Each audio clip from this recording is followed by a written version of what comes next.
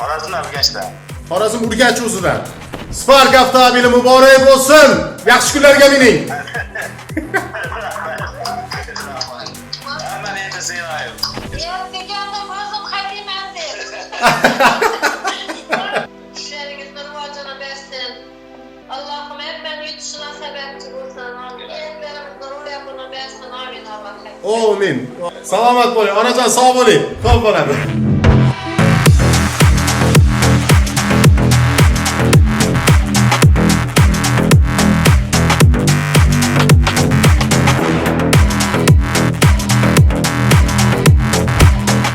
Assalomu alaykum yurtdoshlar, yaxshimisizlar, yurtmisizlar, qarmanglar. Kayfiyatlar zo'rmi? Biz yana Xudo xolasa Sherzodbekning nasında o'yinida o'ynab, Spark avtomobil yutdik. O'zim Urganchdanman. Birinchi urinishda bir biletdan chiqdi. Sizlar ham taklif etaman. O'ynanglar, utinglar. Ishonsa bo'ladi. O'zlari aytib o'zlari taqdim etdilar. Yana biz Urganchda qabul qilib oldik. Katta rahmat. O'zimning og'am, shaxsiy o'zim radnoy og'am o'ynab tutdi. O'zi kelolmagan sabab bilan o'zim keldim. Shu narsani qabul qilib olasizmi? Sizlarni taklif etaman. Yana Glavniy prizda qo'yilgan ekan, Xudo xolasa ular ham harakat qilamiz. Bizlar chiqmasa sizlar chiqadi. Baxt va omad.